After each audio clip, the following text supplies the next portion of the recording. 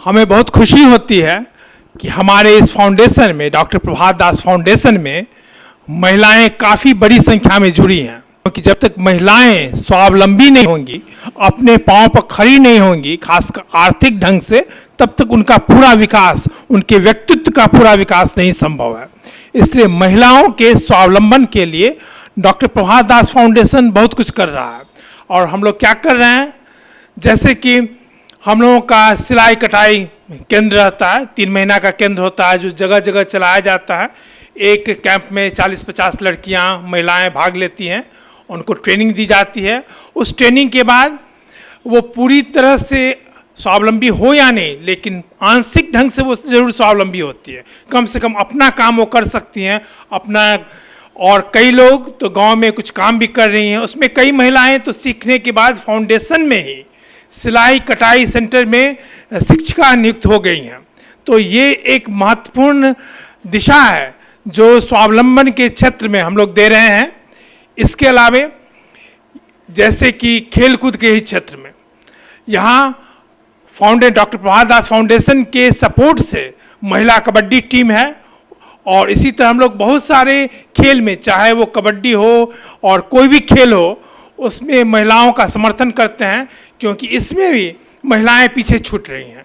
लड़कियां, पुरुष तो खेलकूद में भाग ले रहे हैं, लेकिन जो लड़कियां हैं, छात्राएं हैं, उन लोगों पर लोगों का ध्यान नहीं जाता है।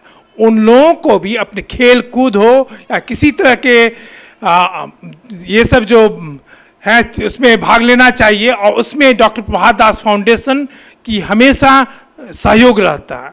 इसके अलावा जैसे कि मिथिला पेंटिंग्स हुए, ये भी एक स्वावलंबन का एक क्षेत्र हुआ।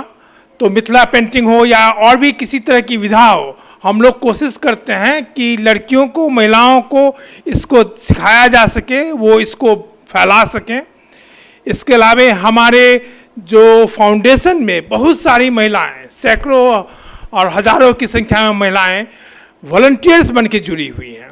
वो एक्टिवली काम कर रही हैं, समाज सेवा कर रही हैं, और इसके थ्रू उनका अपना भी व्यक्तित्व इम्प्रूव कर रहा है, विकास हो रहा है व्यक्तित्व का, और इसके सहारे वो समाज का भी विकास कर रही हैं।